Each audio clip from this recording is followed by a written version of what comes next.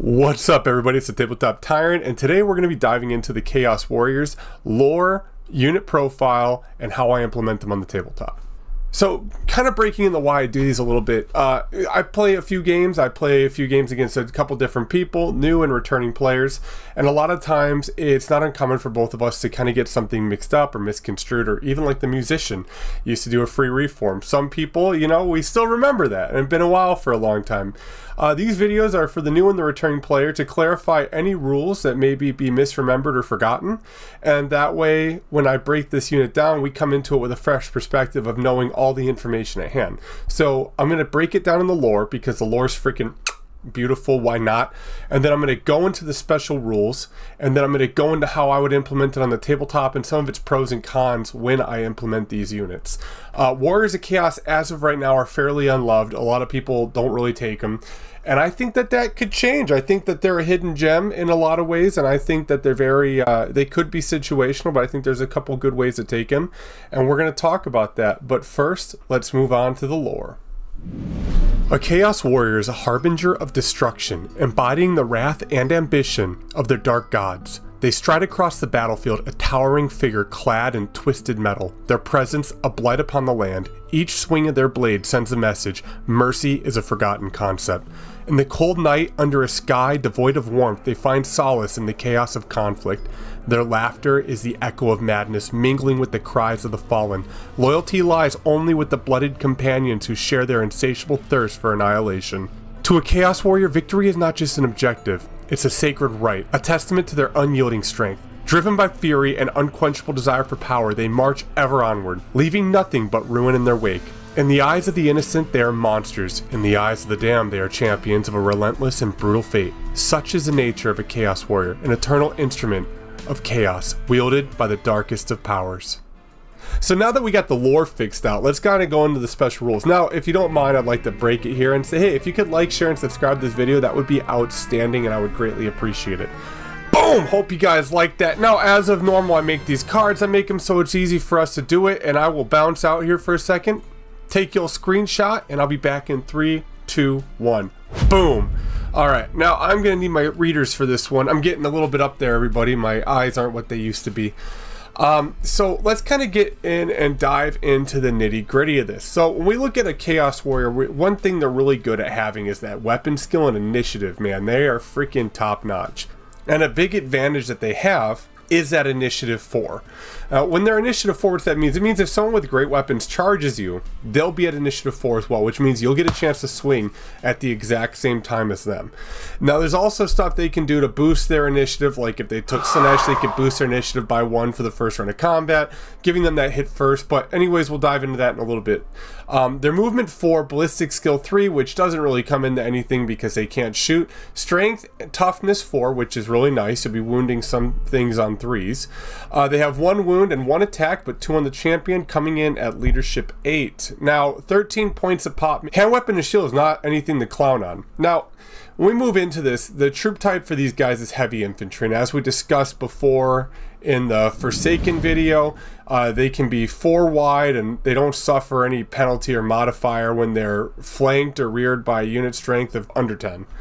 So, and with that, they can have a unit size of 5, and they come with hand weapons and heavy armor, giving them a 5-up save to anybody that doesn't know that. Now, they can take additional warrior. Now, you would pay for this in the list, and it says 1 point, but that's 1 point per model. So, if you take additional hand weapons, you would then increase the points allotment to 14 points a model. Great weapons would be 15, halberds would be 1, and if you took a shield, that's 1 per model as well.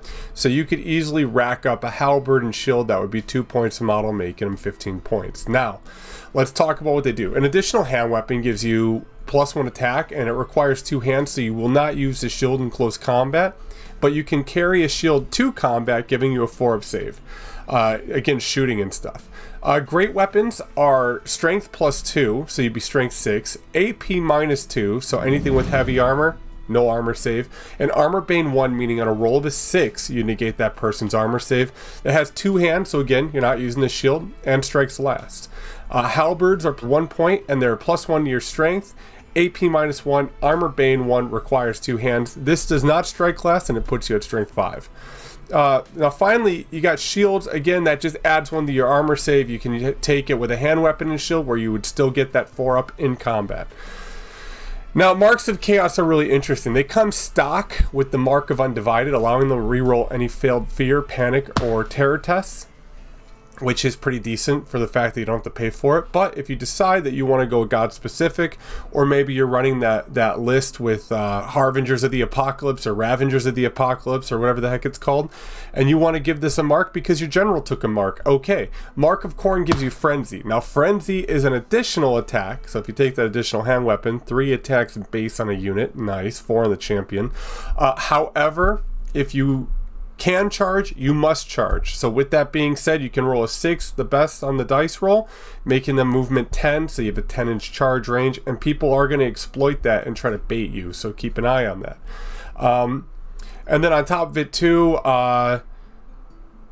when charged, you have to hold. You can't do anything else. You have to just take that charge. Another thing to be noted with Frenzy as well, you pay 2 points a model, but if you lose combat, you will lose Frenzy, and that does mean falling back in good order. So keep that noted. Nurgle, any hit rolls of a 6, so of a natural 6, which is really good because a lot of stuff has poisoned. So that 6-up poison, you're going to make them reroll it. That could guarantee the fact that it doesn't automatically wound you. Decent stuff. And honestly, I like that a lot more than 8th edition. For any 8th edition homies out there, raise your hand. I always thought it was really stupid that they made people hit you, add 1 to their to-hit rolls. It made the army kind of not fun for me to play because it was like, I didn't like playing against people where they had to hit me on 5s and do all this stuff. And honestly, it was just, I mean, if you were competitive maybe, but for friendly games, it wasn't fun. I much preferred them in 6 where they had fear. I thought that was cool. And fear was broken in 6th edition, but we're not in 6, we're in the old world now, so we'll move on. Slaanesh models, okay, so Slaanesh is a unique mark. I wouldn't say it's like bad, it's just not one I would personally go for. But again, if you want to beat great weapons on the charge, maybe this is your go. You get +1 initiative during the first round of combat. Additionally, the majority of models in the unit have the mark of Slaanesh. The unit automatically passes any panic test it's required to make. So it's kind of cool. Not too bad. I mean, +1 initiative for the first round is decent. The only thing it's going to screw you on is maybe High Elves having that always strikes first rule.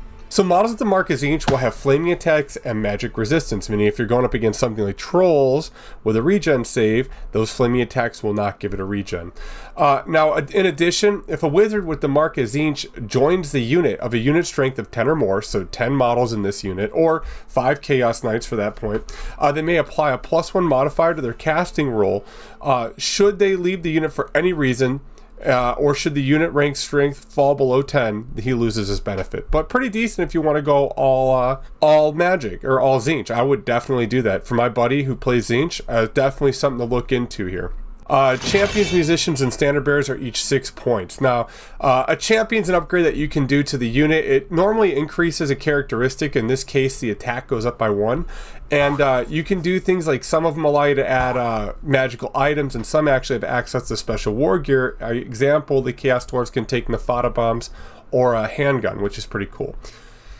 The musician. So what's a musician do? A musician allows you, if you tied combat, to gain +1 combat res point. However, if the opponent also has a musician, it negates. You also get +1 to your leadership when attempting to rally, and should you choose to march and you're within 8 inches of an enemy, you get to add 1 to your leadership roll. So in order to march, you have to take a leadership check if an enemy's 8 inches away. This allows you to add 1 to your leadership, and also only goes to a maximum of 10 for both of those. The standard bearer is +1 the combat resolution, so add that with close order, you're +2. And they have a nifty little trophy of war rule. If you run down a fleeing unit or wipe out a unit to the man, you take their banner as a trophy of war. Banners claimed cannot be taken back. So definitely something really awesome to look into. If you want to look at the rules for the command on yourself, it is in the main rule book on page 201, and on page 286 it talks about the trophies of war. I do highly encourage you to read it and get familiar with it all. Now, one thing to note with the command, even though you pull from the front when models are slain, the champion, musician, and standard are the last 3 to go in the order of this. The musician goes, next to the banner, and the last model will be removed as a champion. So as long as you have 3 models left, those 3 will be your 3 models you take. The Warriors at Chaos unit can take a 50-point magic standard, and the champ can have 25 points of magic items. Pretty decent stuff, and allows you to really be versatile with how you get them out. Special rules: close order +1 to combat res, and unlocks access to combat order and marching column, which is 3 times their movement. So like I talked about earlier, I'll restate: close order is wider than you are deep, and you're able to move and get rank bonuses and charge. Marching column is deeper than you are wide. So say you're 4 wide in front and you're 10 deep. That would be marching column, and that allows you to move 3 times your movement, so that would be 12 inches for these guys. You would not be able to charge. You count as having marched, and if you get charged, you don't get any rank bonuses for your ranks or any of that. So moving on, I want to talk a little bit about the combinations and how I implement these guys on the tabletop. All right, so a couple things to look forward to when you're building a unit of this. I would say 6x4 or 7x4 to maximizing the attack output, since only the first rank is going to be getting those attacks. Now 7x4 makes you a bit bulky on the table, but you can maneuver it around just fine. I haven't had any issues with it. Another reason why I do it by the 4 deep is because of the rank bonuses, right? So because they're heavy infantry, they'll get +2 to their rank bonus. But that doesn't just mean you have to have 2 ranks. You actually have to have 3, because the front rank doesn't count for the rank bonus. So that 4th rank is like a buffer. Anything that dies to shooting, gets destroyed, something happens, dangerous terrain. By the time I get to combat, I'm still going to have my rank bonuses, which is going to put me in that upper hand mixed with the banner in close order. So that's a potential 4 points you can get on combat res just for having 2 ranks, a banner, and close order that are free. Don't miss out on it. So now let's talk about kind of kitting out, like, hypotheticals here. Let's say you pay the extra point for an additional hand weapon. You lose the ensorcelled key roll. So I don't know if I covered it, but the regular hand weapon's ensorcelled, which allows you to have AP1, armor piercing 1, and magical attacks. So if you take the additional hand weapon, you will lose magical attacks and AP1. However, you're still strength 4, and you're putting out 13 attacks if you go 6x4 with the champion, that is.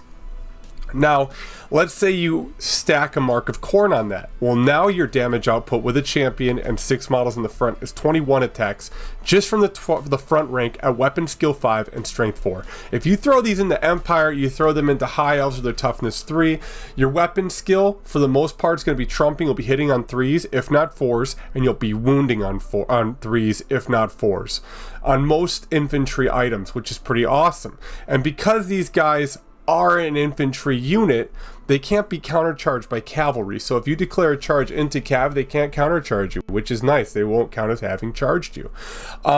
I think these dudes being heavy infantry makes them extremely beefcakey, and it also is like a bit of a buffer for any new players, where if you get charged with that initiative on top of it, there's a big chance that you can still kind of come back and salvage yourself because their armor's decent, you know?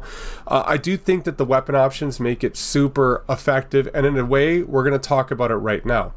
Here's another example. You can go 7x4 with the unit, and say you are Corn with great weapons. So you still got that frenzy, you still have the extra attack, you still have to charge, all that stuff. But with the great weapon, you're +2 strength, now putting you at strength 6. And say you're going up against Dragon Ogres. Dragon Ogres are pretty big right now. It's just something I wanted to throw on there. Now, you get 15 attacks at weapon skill 5. So against Dragon Ogres, you're hitting on 3s.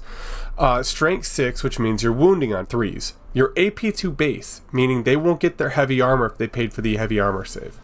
And your armor bane 1. So even if somehow they were a 4-up, like I think the Dragon Ogre Shagoth can be, boom, 6s to hit are going to negate that 4-up armor save, and that is what we're looking for here. Now, the Dragon Ogres are going to hit you, but they're initiative 2. So if they charge you, yeah, you're going to get hit first, but if you charge them and you get them on the drop and you position yourself well, you'll be able to wipe out a couple. And I'll tell you what, they're losing 56 points per model, you're losing 15 per model. So say you're going up against something with regen, which is something that's really common. You don't want to take Tzeentch, you want to keep Corn, keep that attack output, great. You have 50 points of a magic standard you can put on. Give them the Blazing Banner, and now you have flaming attacks, and all you've done was pay 25 more points for a banner. that's the way I would do it. So I hope in this video I was able to showcase a little bit about the Warriors of Chaos and what they can kind of do. I know it was a little bit of a focus on Khorne, even though I'm like big on Nurgle. I just know that it's more appealing. I think attacks and damage are some of the biggest things you can look forward to. In a game where the front rank gets to attack, it's very vital to wipe them out, punish them how they are. I think that the Warriors of Chaos are able to set up a good offensive and then redouble for a counter offensive, being supported with things like chariots, chimeras, anything that can fly or monster to hit the flank. That's really what I wanted to hammer in. I hope that you guys enjoyed this video. If you did, please leave a like, share, and a subscribe. I would really appreciate that. And I want to say thank you all for your time. Peace.